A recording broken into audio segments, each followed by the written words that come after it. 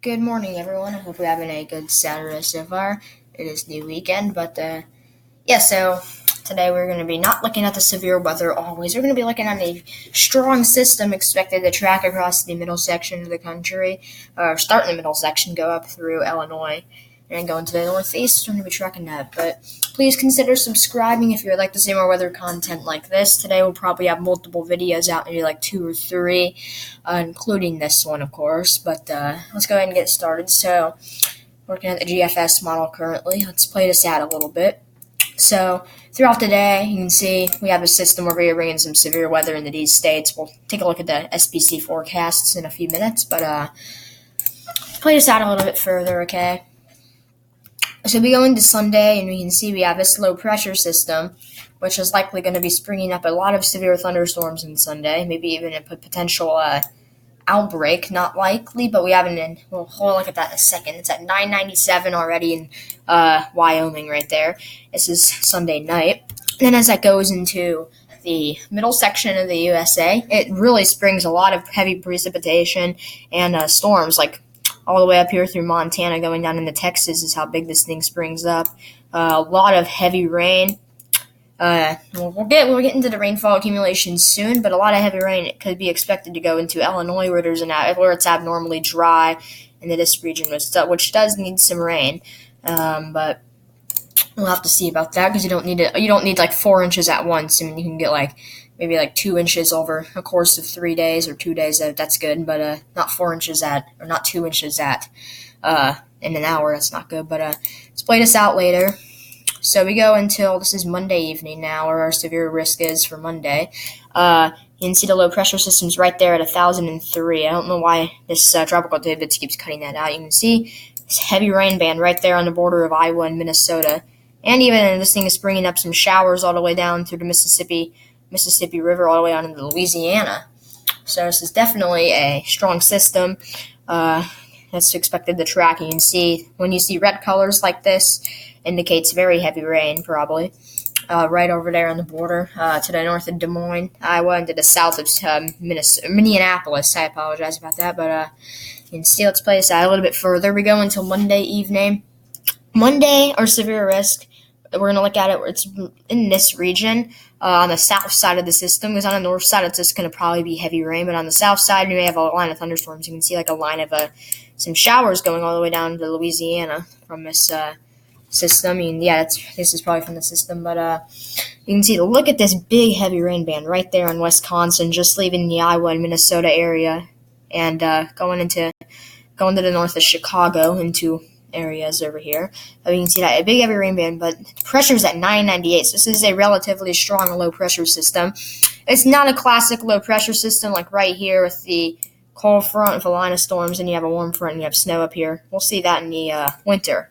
Pretty much every week you see those. But you can see this rain band overnight, Monday into Tuesday. You see it still tracks with even some severe thunderstorms, likely all the way down into the Texas area, as this thing is accessing more moisture, and its cold front can start to be noticed. But it's at 999 millibars. You can see the red, the heavy rain band. My mouse just froze for a second. You can see the heavy rain band right here, centered on Michigan into the Great Lakes, and it's moving in this direction. Even so, maybe some localized flooding, even in these Illinois areas, some severe storms, even in Kansas. If you get stuck under a thunderstorms can always produce some flash flooding. You can see in Kansas by Wichita, there could potentially be some strong thunderstorms, but those could potentially produce flooding. But let's take this later. Let's take this overnight, more further overnight. This is 8 a.m. now. 7 a.m., 8 a.m. if you're out here, 7 out here, 8 a.m. But you can see it's at 999 right now. Well, not right now, but Tuesday morning. You can see it's not 999. The cold front goes down here. No, it's pretty messy. We have a little bit of a rain band, maybe happening in Minnesota at this time. But other than this system, the United States is pretty calm. Like the West Coast is calm at this time. Other than like the Florida areas, I mean, these areas are relatively calm, but then these areas are the ones we need to watch. But you can see it's at 999 right there. starting to bring that rain into New York. The rain band does seem to be weakening at this time, but we go into Tuesday. Get the heavy rain gets a little bit more widespread Tuesday evening. My bad. Or Tuesday night, whatever you want to say. No, this is Tuesday afternoon, but see the cold front down here is bringing up a lot of showers and maybe even thunderstorm activity into the Mississippi all the way into Tennessee and Kentucky. We have some thunderstorm activity, but our low pressure system is weakening. It's at 1,002 now. But the heavy rain is a lot more widespread. You have two bands now, one right there and one leaving Quebec going into Maine, right there, clipping northern Vermont and northern New Hampshire. And we have a lot of rain across the northeastern states of some embedded thunderstorms, even possibly some severe thunderstorms in the south side.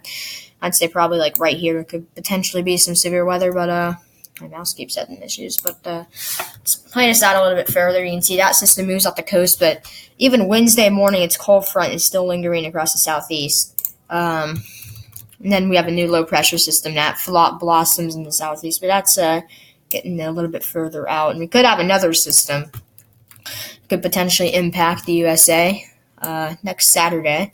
We'll have to keep an eye on that. But what the? It's like a little tropical wave right there that spun up.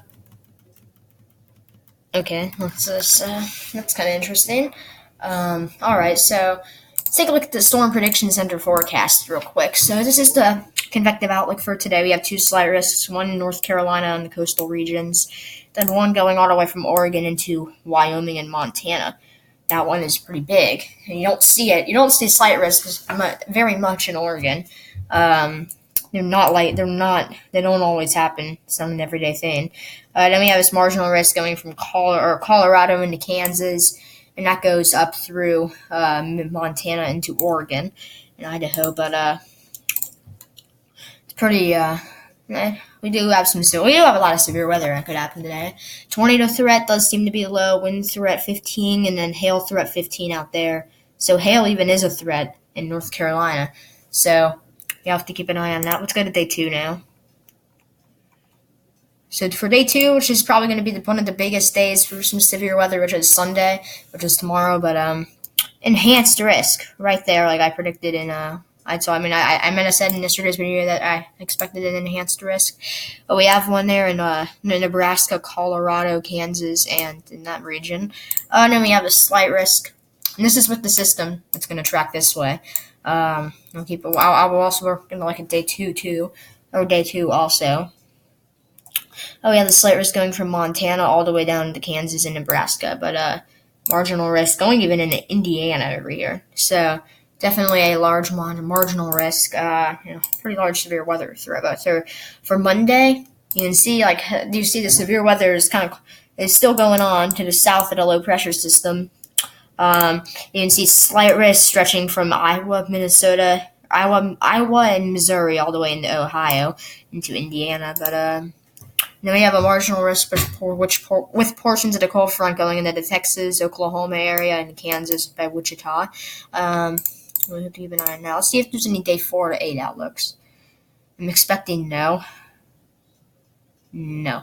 All right, so that is going to wrap up this video. I hope you enjoyed it, and please consider subscribing, and peace out.